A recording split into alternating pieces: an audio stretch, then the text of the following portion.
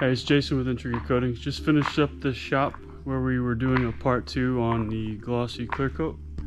So we have very shiny second coat for this plant. Makes cleanup a lot easier. Brings the shine more than the first coat.